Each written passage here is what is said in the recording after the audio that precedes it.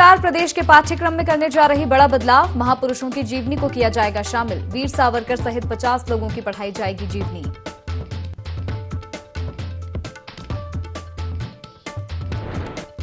केंद्र सरकार के 9 साल पूरे होने पर मंडी समिति ओसा में जनसभा का आयोजन। कैबिनेट मंत्री स्वतंत्र देव सिंह ने सरकार की गिनाई उपलब्धियां। बोले करोड़ों लोगों के पास बिजली का कनेक्शन।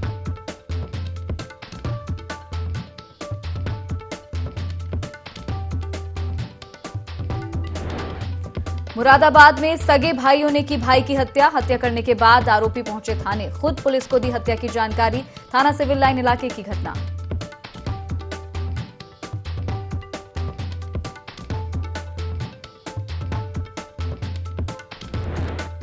कानपुर देहात में चर्च का निर्माण कार्य हुआ बंद। बजरंग दल ने केडीए से की शिकायत। केडीए ने निर्माणाधीन इमारत को किया सीज।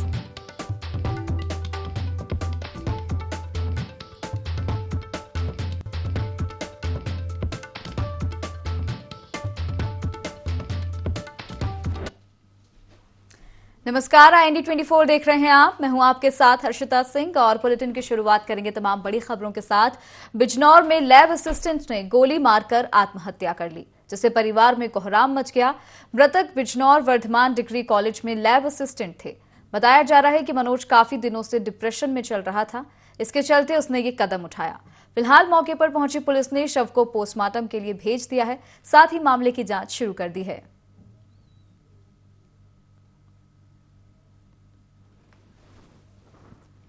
तो खबर आपको बिजनौर से बता रहे हैं, जहां पर एक लैब असिस्टेंट ने आत्महत्या कर ली। बताया जा रहा है कि काफी समय से परेशान थे, डिप्रेशन में ये चल रहे थे। आत्महत्या के बाद से परिवार में कोहराम मच गया है।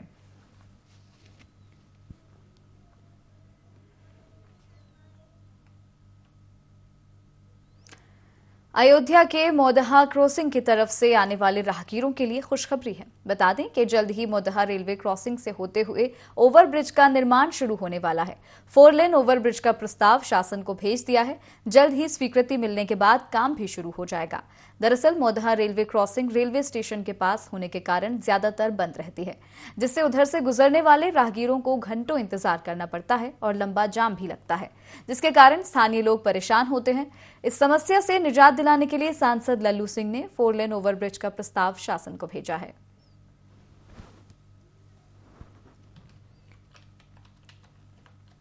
तो ये खबर आपको अयोध्या से बता रहे हैं, जहां पर मोदहा क्रॉसिंग की तरफ से अब जो राहगीर आते हैं उन्हें परेशान नहीं होना पड़ेगा। मोदहा रेलवे क्रॉसिंग से होते हुए ओवरब्रिज का निर्माण जल्द ही शुरू होने वाला है। सांसद लल्लू सिंह ने इसके लिए प्रस्ताव भेजा है। तो अब जब लोगों को जाम में फंसना पड़ता है, घंटों इंतजार करना पड़ता है, उस जाम से जल्द ही निजात मिल सकेगी।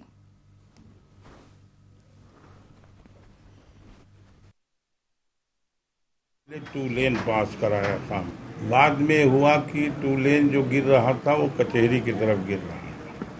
बाद में हुआ कि अगर 4 लेन नहीं बनेगा तो परिक्रमा रोड परिवर्तित करना पड़ेगा, मुदहा की तरफ और 2 लेन कचहरी की तरफ किया गया। लेकिन फिर उसके बाद जब 14 कोसी परिक्रमा स्वीकृत हुआ तो उस पर चूंकि 20 मीटर की सड़क बन रही है, इसलिए ये तय हुआ बाद में कि अब 4 लेन पूरा का पूरा एक तरफ माने इसी पर कर दिया जाए, मुदहा की तरफ।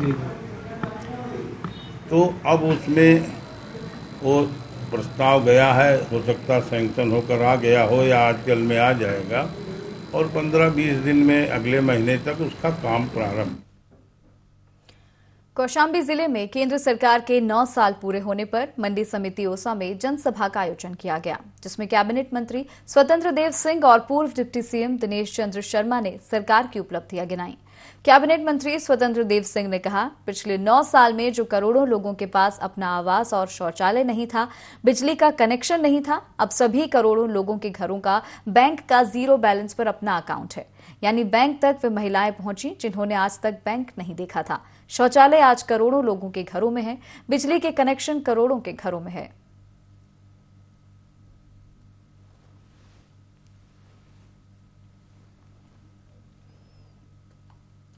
तो मंडी समिति ओसा में जनसभा का आयोजन किया गया। बड़ी संख्या में लोग इसमें पहुंचे और कैबिनेट मंत्री स्वतंत्र देव सिंह भी यहां मौजूद रहे। उन्होंने मोदी सरकार के 9 साल की जो उपलब्धियां हैं उसका बखान लोगों के सामने किया। उन्होंने बताया कि किस तरह से पहले लोगों के पास में जो करोड़ों लोगों के पास अपना शौचालय नहीं था, आवास नहीं था, बिजली का कनेक्शन नहीं था, आज सभी करोड़ों लोगों के घरों पर बैंक का अपना अकाउंट है, जीरो बैलेंस पर अकाउंट है। यानी बैंक तक वो महिलाएं पहुंची जिनको बैंक कभी देखा नहीं था। शौचालय आज करोड़ों के घरों में है, बिजली का कनेक्शन करोड़ों घरों में है, आज पक्का मकान करोड़ों के घरों में, किसान सम्मान निधि करोड़ों के घरों में पहुंच रही है। यही नहीं, जो पानी के लिए लोग तरसते थे, आज 12 करोड़ घरों में नल का कनेक्शन देने वाला आदरणीय मोदी जी और आदरणीय मोदी जी के नेतृत्व में उत्तर प्रदेश में भी 1 करोड़ 21 लाख के ऊपर घरों में नल कनेक्शन पहुंच गया है। 2024 तक सभी घरों में पानी पहुंचेगा और 2024 तक शेष पक्का मकान भी वो पक्का मकान बन जाएगा। अयोध्या अंबेडकर नगर सहकारी बैंक का चुनाव संपन्न हुआ। बता दें कि चुनाव में अयोध्या अंबेडकर नगर सहकारी बैंक के भाजपा सभापति प्रत्याशी धर्मेंद्र सिंह टिल्लू निर्विरोध निर्वाचित हुए और सभी निर्विरोध चुने गए। इस दौरान नवनिर्वाचित सभापति धर्मेंद्र सिंह टिल्लू ने सभी का आभार व्यक्त किया। उन्होंने कहा कि केंद्र और प्रदेश की जो योजनाएं हैं आम किसानों तक पहुंचाने के लिए सहकारी बैंक विभाग की जो भी भूमिका होगी उसका पालन किया जाएगा और किसानों में खुशहाली का वातावरण होगा। प्रदेश नेतृत्व ने, जिला नेतृत्व ने, सभी जनप्रतिनिधियों ने, पूर्व के जनप्रतिनिधियों ने, कार्यकर्ताओं ने जिस प्रकार से विश्वास व्यक्त किया, समर्थन दिया, शुभकामना दिया और दोबारा इस जिला सहकारी बैंक के सभापति के रूप में निर्वाचित होने का मौका दिया, उसके लिए सबका आभार, सबको हृदय से धन्यवाद और सबको ये विश्वास दिलाता हूँ कि जिला सहकारी बैंक के सभापति के रूप में और भारतीय जनता पार्टी के कार्यकर्ता के रूप में पूरी ईमानदारी और निष्ठा से कार्य करते हुए 2024 में अयोध्या और अंबेडकर नगर दोनों लोकसभाओं को जितवाने में जो भी परिश्रम हो सकेगा करूंगा। चलिए रुख करेंगे बड़ी खबर की ओर। लखनऊ से बता रहे हैं आपको, लखनऊ एयरपोर्ट पर पकड़ा गया 39 लाख का सोना। शारजहां से लखनऊ पहुंचे यात्री के पास से सोना बरामद किया गया है। 39 लाख रुपए कीमत का करीब 648.5 ग्राम सोना बरामद किया है। इंडिगो की विमान संख्या 6E1424 से पहुंचा था लखनऊ। बड़ी खबर लखनऊ से बता रहे हैं आपको, जहां पर एयरपोर्ट पर 39 लाख रुपए का सोना पकड़ा गया है। शारजहां से लखनऊ पहुंचे यात्री के पास से ये सोना बरामद किया गया है। 648 ग्राम सोना बरामद किया गया, जिसकी कीमत 39 लाख रुपए बताई जा रही है। इंडिगो की फ्लाइट से यात्री लखनऊ पहुंचा था। सोना इसके पास से बरामद किया गया है।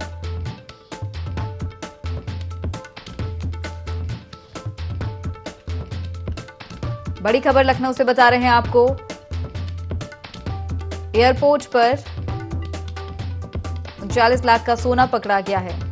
इस खबर पर और ज्यादा जानकारी लेंगे। ब्यूरो चीफ विनय से हमारे साथ जुड़ गए हैं। विनय जी, लखनऊ एयरपोर्ट पर करीब 39 लाख रुपए का सोना पकड़ा गया है। जी अर्पिता जी, बताना चाहूंगा कि ये लखनऊ हवाई अड्डे पे जो है शारजहां से आए हुए जो एक यात्री था उसके पास से लगभग जो है 39 लाख रुपए का जो है सोना बरामद हुआ है। और जो ये तस्कर हैं ये एक नई तरकीब लगा करके जो है इस सोना को लाने का कार्य करते हैं कि स्कैनर में भी इनकी तो स्कैनर से बचाव के लिए जो इन्होंने युक्ति अपनाई थी वो लगभग 650 ग्राम के करीब सोना था, तो उसका पाउडर बना करके पेस्ट में जो है जेल मिला करके जो है उसको लेकर के अपने अंडरवियर में छिपा करके ला रहे थे। लेकिन स्कैनर में यहाँ पे कस्टम के जो अधिकारी लगे हुए हैं उनकी काफी सक्रियता के चलते जो है यहाँ पे जो है तस्कर को पकड़ा जा सका है।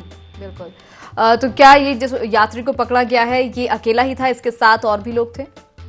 नहीं, ये अकेला ही आया हुआ था। और अभी 2 दिन पहले भी यहाँ पे आपने देखा होगा लगभग 4.5 करोड़ रुपए का सोना यहाँ पे पकड़ा गया है। जी बिल्कुल, धन्यवाद आपका तमाम जानकारी साझा करने के लिए।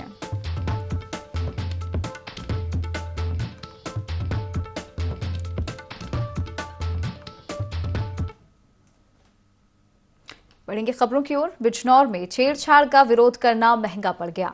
दबंगों ने घर में घुसकर मारपीट कर दी। बता दें कि आए दिन गांव का दबंग युवक युवती से छेड़छाड़ करता था। आधा दर्जन युवकों ने घर में घुसकर मारपीट की। मारपीट के दौरान एक महिला सहित 3 लोग घायल हो गए। पुलिस ने घायलों का मेडिकल कराया है। साथ ही पुलिस ने मामला दर्ज कर लिया है।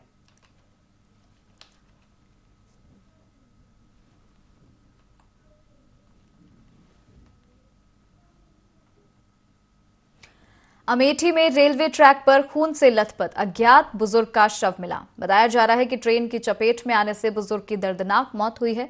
सूचना पर पहुंची रेलवे पुलिस ने शव को कब्जे में लेकर जांच पड़ताल शुरू कर दी है। निहालगढ़ रेलवे स्टेशन के अयोध्या रोड के क्रॉसिंग के पास का ये मामला है।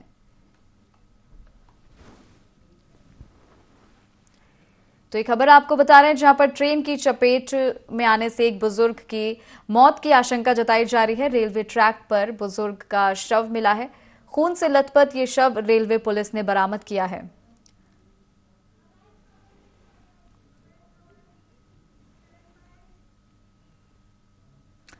कानपुर देहात में स्कूल के बगल में चर्च का निर्माण चल रहा था। जिला प्रशासन से शिकायत के बाद भी जब निर्माण कार्य बंद नहीं हुआ तो बजरंग दल ने केडीए से शिकायत की, जिसके बाद केडीए ने निर्माणाधीन इमारत को सीज कर दिया। लेकिन अवैध घोषित किए गए चर्च में निर्माण कार्य चल रहा था, जिसकी सूचना पर बजरंग दल कार्यकर्ताओं ने मौके पर पहुंचकर जमकर बवाल किया। वहीं प्रशासनिक जांच में पता चला कि केडीए ने पहले ही इमारत सीज कर दी थी, लेकिन अंदर चोरी छिपे काम चल रहा था। वहीं बजरंग दल कार्यकर्ताओं ने क्रिश्चियन मिशनरी पर धर्मांतरण का आरोप लगाया और दोबारा निर्माण न करवाने की चेतावनी दी। ने प्रदर्शन नहीं किया है, इसको ठीक करें। यह हिंदू समाज का आक्रोश है जो लंबे समय से इस अवैध चंगाई सभा स्थल के निर्माण को लेकर के दबा हुआ था। हम यहां से गुजरे, हमको सूचना मिली, हमने कहा हम स्थलीय निरीक्षण करेंगे। आम हिंदू सड़क पर उतरने के लिए विवश हुआ। यहां पर तानाशाही ढंग से लोगों को, सक्षम अधिकारियों को सूचना देने के बावजूद भी जिस तरह से इस चर्च का निर्माण कराया गया है, इसकी में गहरी साजिश की बू आती है और सक्षम अधिकारी इसमें संलिप्त नहीं है, इसके भी प्रमाण नहीं मिलते हैं। ऐसा साफ लग रहा है 1 वर्ष 2 वर्ष से लगातार सूचना देने के बाद भी अवैध सांप्रदायिक स्थल का निर्माण बिना अनुमति के, बिना परमिशन के हो रहा है। किसकी मिली भगत है? ये मीडिया जगत के लोग भी इस सक्षम के जिले के पदाधिकारियों से पूछें। भूमि का जहाँ पर ये बन रहा था स्कूल, वहाँ पर ऑलरेडी इसको इलीगल करार दिया गया था क्योंकि परमिशन नहीं थी और इसी उसमें केडीए द्वारा इसको सील भी किया गया था। लेकिन इनके द्वारा ये कहा गया कि यहाँ पर फिर भी कार्य हो रहा है, जिसकी सूचना मिली और इसको संज्ञान में लिया भी गया और केडीए की यहाँ टेक्निकल टीम को बुलाया भी गया और यहाँ पर वो मौजूद भी है। बहराइच में एक बारात दुल्हन के दरवाजे तक ही नहीं आई। दुल्हन दूल्हे का इंतजार करती रही। घरवाले बारातियों की राह देखते रहे, लेकिन सबके पांव तले जमीन तब सरक गई जब दूल्हे ने दहेज में बुलेट गाड़ी की मांग कर दी और गाड़ी ना दे पाने के कारण लड़के वालों ने बारात लाने से इनकार कर दिया। पूरा मामला कोतवाली नानपारा इलाके का है, जहां करीब 1.5 साल पहले युवक युवती का रिश्ता तय हुआ था। दोनों पक्षों की रजामंदी के अनुसार शादी होनी थी, लेकिन दहेज के लालची वर पक्ष ने ऐन वक्त पर बारात लाने से मना कर दिया। वधु पक्ष ने पुलिस थाने में मामले की शिकायत की है। एसपी का कहना है कि जांच कर कार्रवाई की जाएगी।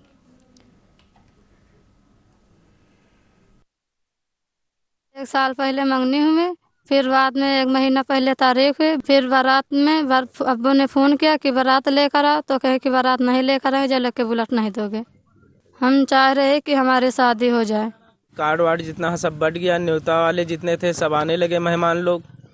अब इंतजाम यहाँ सब पूरा खाना और नाश्ते का जितना था हमारे पास, जो औकात थी हमारे गांव के लोगों ने सब मदद करके, मेरे ग्राम सभा के लोग और मेरे बाहरी लोग भी मदद किए और यानी जितनी भी हमारे पास हो सका उतना व्यवस्था करने के बावजूद फुल मदद हमारे गांव वालों ने भी, हमारे यहाँ के लोगों ने किया। अब वहाँ के ऊपर फ़ोन जब किया गया तो बोले मैं बारात नहीं आऊँगा, मुझे बुलेट चाहिए। या तो मैं बोला भैया मेरे पास बुलेट का व्यवस्था नहीं है, मैं गरीब आदमी बुलेट नहीं दे पाऊँगा। बोले कि अगर बुलेट नहीं दे पाओगे तो मैं बारात नहीं आऊँगा। सरफा बंजरिया थाना नानपारा क्षेत्र का एक गांव है जहाँ पे बच्ची की शादी होनी थी और श्रावस्ती से बारात आनी थी।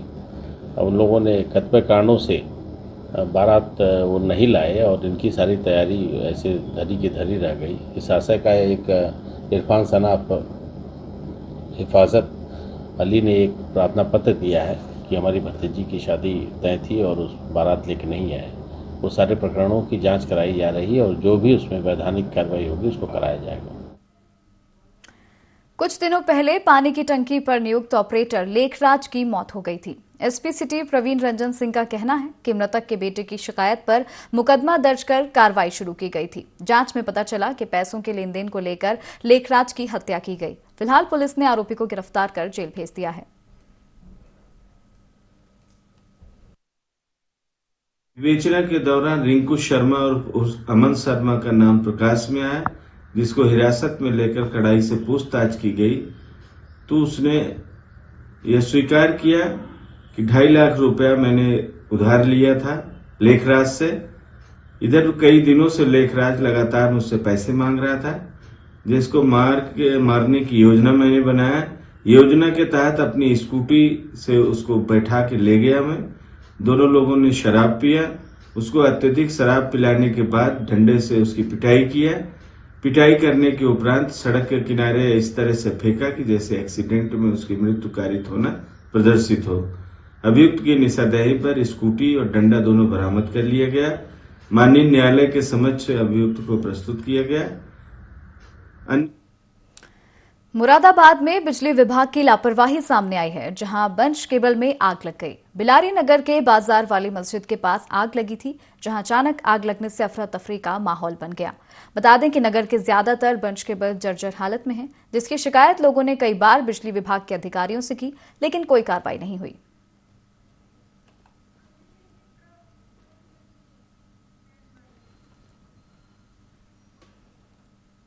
अलीगढ़ में तेज रफ्तार का कहर देखने को मिला। गंगीरी के कासगंज छर्रा मार्ग पर ट्रक और बाइक की आमने सामने भिड़ंत हो गई। हादसे में बाइक सवार 3 युवक गंभीर रूप से घायल हो गए, जिन्हें इलाज के लिए सामुदायिक स्वास्थ्य केंद्र भेजा गया। घायलों की हालत गंभीर होने के कारण उन्हें जिला अस्पताल रेफर किया गया। जानकारी के मुताबिक बाइक सवार युवक शादी समारोह में शामिल होने गंगीरी जा रहे थे। तो यहां पर तेज रफ्तार का कहर देखने को मिला। अलीगढ़ से खबर, ट्रक और बाइक के बीच भिड़ंत हो गई। इस हादसे में 3 युवक गंभीर रूप से घायल हो गए, जिन्हें अस्पताल भेजा गया है। इलाज उनका जारी है। जानकारी के अनुसार ये तीनों युवक शादी समारोह में शामिल होने के लिए गंगीरी जा रहे थे।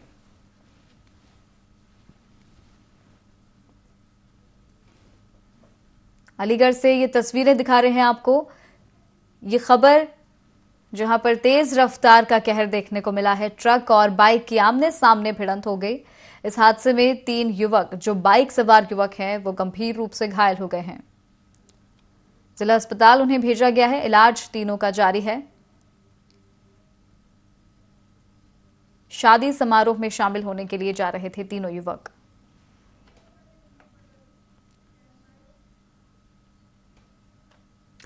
मैनपुरी में पुरानी रंजिश की वजह से कुछ बदमाशों ने एक बुजुर्ग को बेरहमी से पीट दिया। वहीं बुजुर्ग को बचाने गए उसके बेटे को भी बदमाशों ने बेरहमी से पीटा, जिसके बाद बुजुर्ग को अस्पताल में भर्ती कराया गया, जहां उसकी मौत हो गई।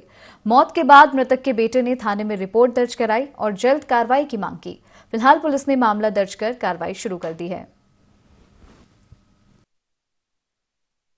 डैडी खाना खाने जा रहे, निमंत्रण था देवलपुर में, वहाँ से निमंत्रण खा के लौट रहे थे। मैं पीछे था, वो साइकिल से आगे थे। वहाँ गाड़ी 4 पहिए गाड़ी, उन्होंने 4 सवार थे, उसमें सरियों से और लौकी से लाठी से और मेरे ऊपर मैं जब भाग के आ गई तो मेरे ऊपर प्रयास किया।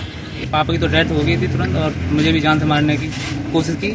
वैसे ऐसा भी खेत के प्लाट के बारे में हुई थी, मेरी जगह में वो जबरदस्ती कब्जा करना चाहते थे।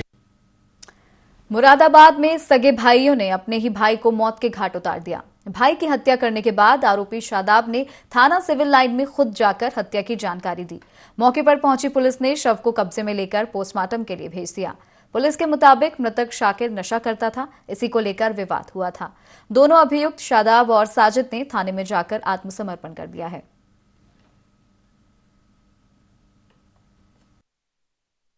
ये अभी कुछ देर पहले एक शादाब नाम के व्यक्ति हैं, वो अभी सिविल लाइन थाने पर स्वयं पहुंचे और उन्होंने कहा कि उन्होंने अपने भाई को मार दिया।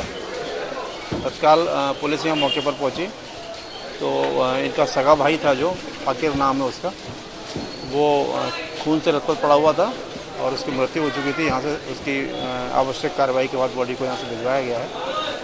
और संभवतः ये जो मृतक है ये नशा करने का आदी था और घर में काफ़ी झगड़ा करता था और आज किसी बात पर इतना झगड़ा हुआ है जिसमें आके उसके भाई ने इसके सिर पे किसी चीज़ से प्रहार किया है जिससे इसकी मृत्यु हो गई है। और फिलहाल जो अभियुक्त है साजिद और सादाब दोनों पुलिस की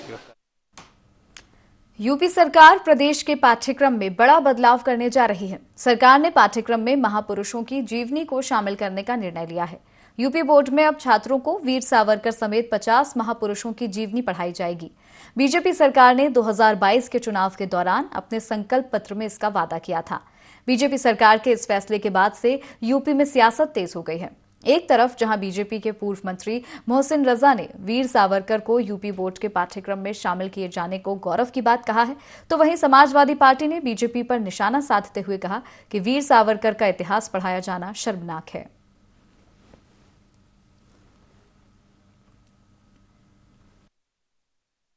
यूपी बोर्ड के पाठ्यक्रम में वीर सावरकर जी का नाम आना हम सबके लिए बड़े गर्व की बात है।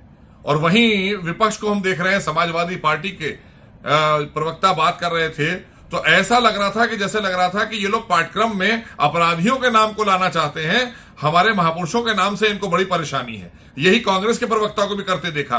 आक्रांताओं के नाम आना चाहिए पाठ्यक्रम में, लेकिन वीर सावरकर जैसे वीरों के नाम नहीं आना चाहिए। बड़े दुर्भाग्य की बात है कि ऐसे लोगों ने देश में राजनीति भी की है और देश में सरकारें भी चलाई हैं। तो आज कम से कम हम लोग अपने महापुरुषों को ला रहे हैं और आने वाली नस्लों को, अपने आने वाली जनरेशन को बता रहे हैं कि ये हमारे महापुरुष हैं, ये वीर सावरकर हैं, जिनका नाम ही वीर सावरकर इसीलिए रखा गया कि उन्होंने देश के लिए और देश के आंदोलन में बढ़ चढ़कर हिस्सा लिया। देखिए, मैं उत्तर प्रदेश सरकार से अनुरोध करूंगा कि इस फैसले पर एक बार पुनः विचार करें। आप देश के नौजवानों को किसका इतिहास पढ़ाना चाहते हैं? जिसने सार्वजनिक रूप से, लिखित रूप से अंग्रेजी हुकूमत से माफी मांग ली, जिसने कस्में और सौगंध खाई कि हम अंग्रेजी हुकूमत के लिए काम करेंगे, जिस पर आरोप था क्रांतिकारियों की मुखबिरी का। अगर इसका इतिहास भारतीय जनता पार्टी की सरकार नौजवानों को पढ़ाएगी तो भगत सिंह का इतिहास किसको पढ़ाएगी? चंद्रशेखर आजाद का इतिहास किसको पढ़ाएगी? और अगर सावरकर का इतिहास पढ़ाया जाएगा तो उन हजारों क्रांतिकारियों का अपमान है जिन्होंने फांसी के फंदे को चूमा भारत माता की आजादी के लिए। प्रदेश की बांदा जेल में बंद माफिया मुख्तार अंसारी की मुश्किलें लगातार बढ़ रही हैं। बाराबंकी में दर्ज एम्बुलेंस और गैंगस्टर एक्ट में बाराबंकी की एमपी, एमएलए और एसीजेएम कोर्ट ने आरोप निर्धारित कर दिए हैं। वीडियो कॉन्फ्रेंसिंग से मुख्तार और कोर्ट में मौजूद उसके 12 गुर्गों की अदालत में पेशी हुई। आरोप निर्धारित होने के बाद कोर्ट में गैंगस्टर एक्ट के मामले में 29 जून और 4 जुलाई को एम्बुलेंस मामले में ट्रायल की अगली सुनवाई होगी। अब साक्ष्य और गवाही का काम शुरू होगा।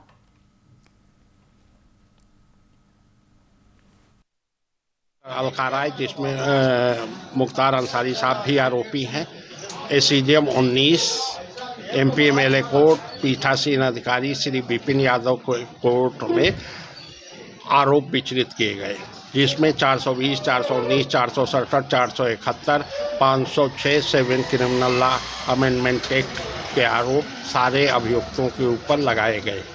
विशेष सत्र न्यायाधीश MP, MLA court Shri Kamal Kant Srivastava के वहाँ ये वाद था और इसमें 29 जून की तारीख निश्चित हुई। लखनऊ के शिक्षा विभाग पर माध्यमिक तदर्थ शिक्षक संघर्ष समिति ने धरना प्रदर्शन किया, जिसमें शिक्षकों की मांग है कि उनके वेतन को बढ़ाते हुए सही समय पर वेतन का भुगतान किया जाए। प्रदर्शन में फैजाबाद के शिक्षा विधि एमएलसी ध्रुव शंकर त्रिपाठी ने पहुंचकर शिक्षकों के इस प्रदर्शन को समर्थन दिया और कहा कि शिक्षकों की मांग जायज है, सरकार को उनके हितों में कदम उठाना चाहिए।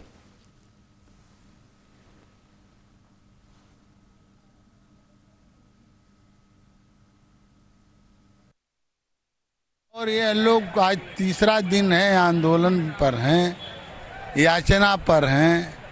आप देखेंगे तो लिखा है कि तदर्थ शिक्षकों की है पहचान, केसरिया झंडा कमल निशान। अब इससे बड़ा और याचना क्या हो सकता है? कोई उम्र भी नहीं रह गई कि ये अब फिर कहीं अप्लाई कर सकते हैं।